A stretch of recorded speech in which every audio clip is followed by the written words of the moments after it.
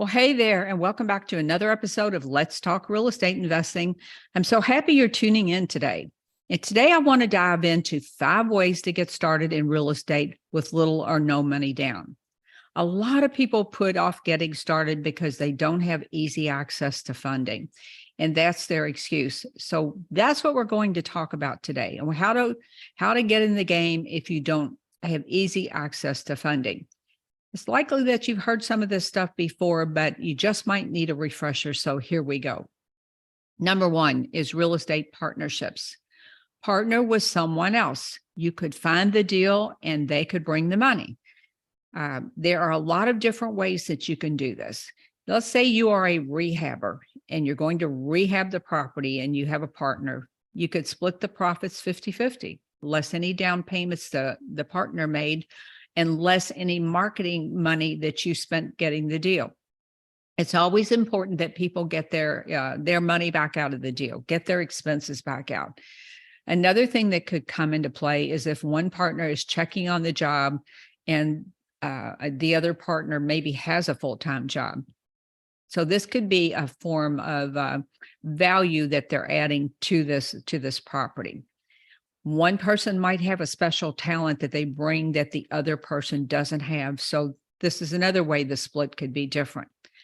Now, with rental properties, there's an equity split, and there's also just a loan. So it's going to be a different way of doing this if your partner wants to just be your partner, and somewhere down the road when the property is sold, maybe many years down the road, they split the equity. Or possibly they're going to be an equity partner. All the money coming in is going to go to pay the expenses and pay off the property. And then and only then does each person get to collect some cash flow. These are different ways you can do it. Now, maybe this person, your partner, just wants to be a lender.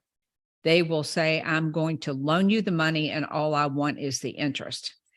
There is no right way or wrong way to do this, but you just have to know how you're going to structure it going in. Now, how do you find these people, you might be wondering? Well, you're going to find them typically from your local REIA. That's where the investors are in my city, in my group. There are hundreds of them. Many of them do creative things like partnering with other people. Some of them are hard money lenders, which is what we're going to talk about next. So number 2 is hard money or private money loans. Now, the first part of this is hard money loans. Hard money loans are generally pretty easy to get if you're experienced. And I want to say that your credit does not play into this at all. You can get a loan in as little as a few days sometimes if you've got a really hot deal. Interest rates can be as low as 10 or 12% and as high as 15 or 18%. That will be dependent on your area and on many other factors. But the interest is always going to be higher on these types of loans. And the property is collateral, so the deal has to stand on its own if things were to go badly. The numbers have to make sense, so you have to know your numbers. Whether it's a hard money loan or a private money loan, they're going to want to know your numbers for this deal. What is the after repaired value? They're going to want to see the repairs you've estimated, the holding costs, and all of those sorts of things. That will be the same for hard money or private money. Now, it's likely that a private money lender will have their own forms, and they'll have their own worksheets and things for you to put down all of the facts. They're not just going to take your word for it, that's for sure. But it's important with both hard money lenders and private money lenders that you build a relationship with them, because you can do a lot of deals with these folks over time, and it saves you a ton of time if you can just go to these people and know with 100% certainty that you can get a loan. Now, private money loans are loans that you would get from someone you know or have gotten to know through building a relationship with them. Private money lenders are generally going to work with the same people over and over again. They get to know their work. They get to know that they do what they say they're going to do every time, which is really important. And when something goes wrong, they want you to pick up the phone and call them. If there's going to be a delay, if something unexpected comes up, This person is they're your private money partner in this deal.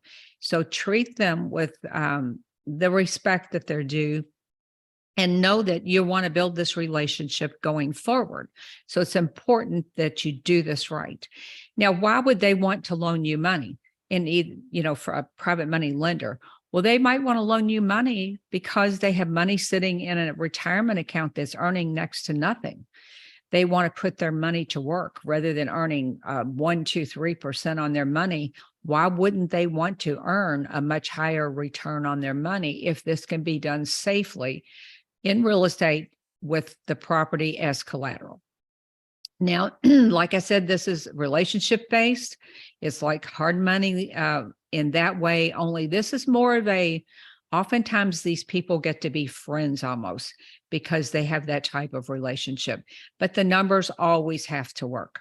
Now, what's the interest rate? Well, whatever you can negotiate, whatever works for you and your hard money lender. Now, I will say this, that if your hard money lender is doing this as a business, they're going to know their numbers. They're going to know what they want, and there's not going to be really much negotiation over this. They have a way they do it. This is how they are making money. And you're, as the investor, are going to have to decide if this is something you can live with. But I'd like to give you this piece of I guess, information, or I don't know what you would call it, but the important thing here is getting the deal done. It's the importance is the speed at which you can get the deal done. So that's why you pay more, is for the convenience of a hard money lender or a private money lender compared to getting a loan through a bank or other financial institution, like a commercial type of loan. That's the important thing. So that's the advice I would give you, is understand that the speed of getting this done is more important than a couple of percentage points on the interest. Now, both hard money lenders and private money lenders are likely going to want points. So they may quote you an interest rate of 12% and 2 points for 6 months. That 2 points is 2% of the loan value. So again, go back to what you're going to lose if you drag your feet on this deal, trying to get a little bit cheaper financing. What you'll lose as compared to just getting the deal done and getting it over with. So that was number 2.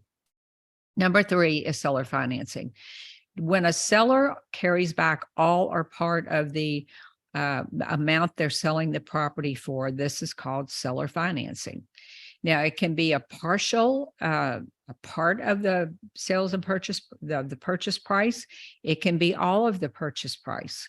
It can be short term or longer term. And by long term, I mean maybe, short term would be a few months to a year or so. Longer term might be 2 to 5 or 10 years. It's going to be more likely on the shorter term than long term. But that's not the case every time. There are a lot of people I know that have 10-year loans with the sellers. What's the interest rate and the terms on this? Whatever you can negotiate. You have to sit down and have a conversation with the seller. And I would advise you to do this. If they're open for having a conversation, ask them, what you would like in the form of interest or points, or ask them what they would want, probably just in the form of interest. I wouldn't personally bring up points. What interest rate would you charge me? And see what they say, because you may be thinking, like a private money lender or hard money lender, it's going to be 12%. Maybe they'll say 10% or 8%. Remember, their money could be sitting in the bank earning next to nothing, and they would earn this money over time, but they would get a higher rate of interest. So, that old saying, he who speaks first loses. This is a case of ask them what they would be thinking as far as the rate of interest, and then see what they say. Just see what they say. But always hire an attorney to draw up the paperwork. You don't want to try to save a couple $100 on this one. You need this done properly so that everybody is protected. Number 4 is wholesaling. Now, we all know what wholesaling is. Wholesaling is where you put a property under contract and then you assign that contract or sell the contract to someone else and possibly do a double closing, which is what I do. So you don't need a lot of money to start. In fact, you need little or no money to start. You can find deals without spending any money, driving for dollars and things like that, cold calling. But realistically speaking, you're going to need some money for marketing. You know that I love direct mail, and direct mail is a great way to reach off-market properties, and they are perfect for wholesaling. But you can get your first property under contract, and if you can make, let's say you make $10,000 on that property, take the whole $10,000 and put it aside for marketing expenses. So you'll find a property, put it under contract, and then sell that contract to another real estate investor. Now, where do you find these people? You're going to find them at your local RIA meeting. That's where they are. There are a lot of people there that have full-time jobs. They're real estate investors. They don't want to do marketing, or they don't have the time or the skills possibly to do the marketing. They don't mind paying you a fee to find these properties. They truly don't mind that. They're still getting a good deal, and they're perfectly happy with you making some money on the deal, so long as they don't have to go find the deal. So that's how that all works. Now, number 5 is home equity lines of credit, or HELOCs. Now, these are a great source of funding for short-term needs. Let's say that you have a source of money. They will fund most of the purchase price and all of the rehab, but you need 20 or 25% down. They want you to have some skin in the game, which is totally understandable. That money could come from a home equity line of credit. So you would borrow the money or have an existing open line of credit on your home, take that money, make a down payment on a property, use the rest of the money. That loan from your, let's say it's a private money lender, would be in first position, so that they would get paid. If anything went wrong with the property, they're going to get paid before you. This is a great way to use a home equity line of credit. So short-term things, but be careful with this one, because this is your home. You don't want to extend yourself out on this one. And it's a situation where I would not ever really buy a rental property with a home equity line of credit. I think it's too risky. If something goes wrong with the rental property, you're risking both the rental property and your personal home. But this is a great resource for folks that have equity in their home and they need that down payment money. You can get the home equity line of credit.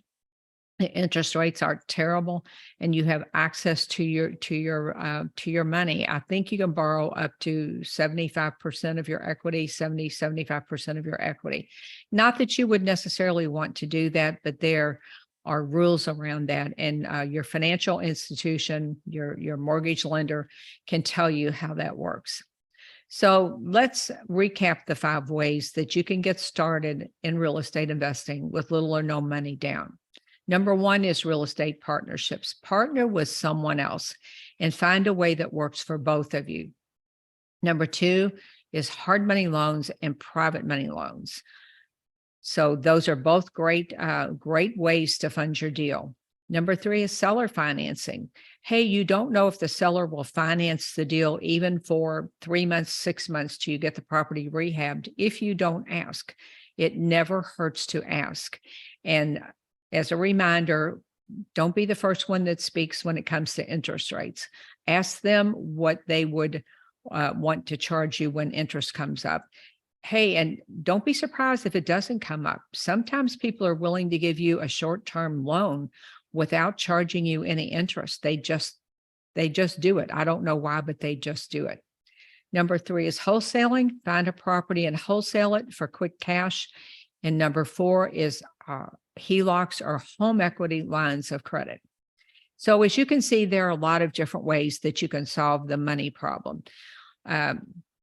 If you're just getting started, another advantage to partnering with somebody is their experience. If you find an experienced partner, that there is that. Find someone that's got experience and learn as you go. There's a safety net there for you. Now, if money is holding you back, I want you to really think about which one of these would work for you, maybe one or more to maybe all of them. So think about that. Now, if you listen to my podcast a couple of weeks ago that I had called The Silver Tsunami, which was episode 415, I wanted to bring this up today because if you listen to it, you're going to remember that more than 20 million properties are going to be hitting the market in the next decade or a little bit longer due to the aging baby boomer population. And this is huge. I lay it out all in this episode, along with a lot of statistics of how people see this is going to play out. Now, different sources have a little bit different take on it. Some people estimate that there are way more than 20 million properties.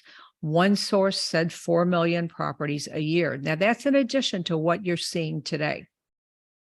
The baby boomer generation, they're going to be aging out. And this is some pretty important stuff. So it's a once in a lifetime opportunity for most of us to have this huge inventory of properties hit the market. So if you haven't listened to that show, it's Let's Talk Real Estate Investing, episode 415. And I'll drop the links in there. I'll drop the link for the video, which you can find on the Louisville Gals Real Estate blog. And then I'll drop the Apple Podcast link if you just want to listen. I've also got a couple of things for you. I've got the Probate Investing Starter Kit, which is gives you tips, resources, a letter, things to get started in this probate investing niche, where you can take those tools, that toolkit there, and put it with the money side of it. And you can take advantage of this once in a lifetime thing that's going to be hitting the market. So it's probateinvestingsimplified.com/starter kit, but I'll put the link in the show notes. And if you're looking for more on probates, then check out my course, probateinvestingsimplified.com. And I'll put a link to that in the show notes as well. Well, that's it for today. If you have any questions about any of this, you can just email me at Sharon@SharonVornholt.com. And I will see you all same time, same place next week. Bye for now.